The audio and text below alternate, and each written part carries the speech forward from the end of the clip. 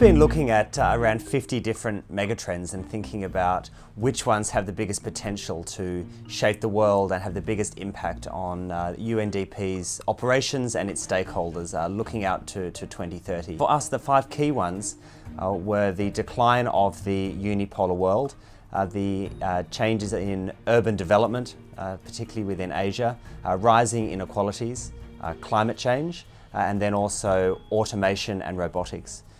These megatrends are really core to almost all of the Sustainable Development Goals, and the development challenges in megacities are very different to those in smaller urban areas and also in rural areas. And I think over the next 15 years, when we're thinking about achieving the Sustainable Development Goals, we'll need not just to think about urban versus rural, but rural versus urban versus megacity. There is no single story around the Asia Pacific. So I think we need to have a very nuanced view of how individual countries will be affected by developmental patterns.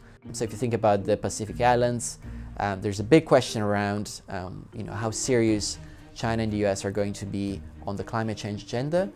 What does that mean for their own very survival? As the forces of nationalism and populism continue to develop over the next 10 years or so, we can expect to see probably a decline in the willingness of countries to cooperate through multilateral organisations and to cooperate directly with each other. So therefore, if multilateral organisations that have those links and that are trusted by stakeholder governments, I think we'll see new roles developing. UNDP definitely can be a pioneer. I think UNDP has a number of assets that put in a very strong position. Its network is very strong, and its focus being across multiple themes is also a big plus. I think I'd pick out 2 things for UNDP to particularly think about.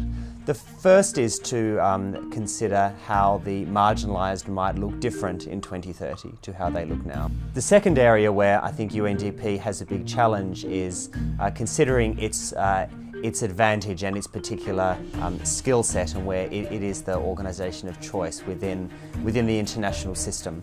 So these megatrends are going to change the nature of global affairs. They're going to change the distribution of both income and also expenditure that's required by multilateral organisations.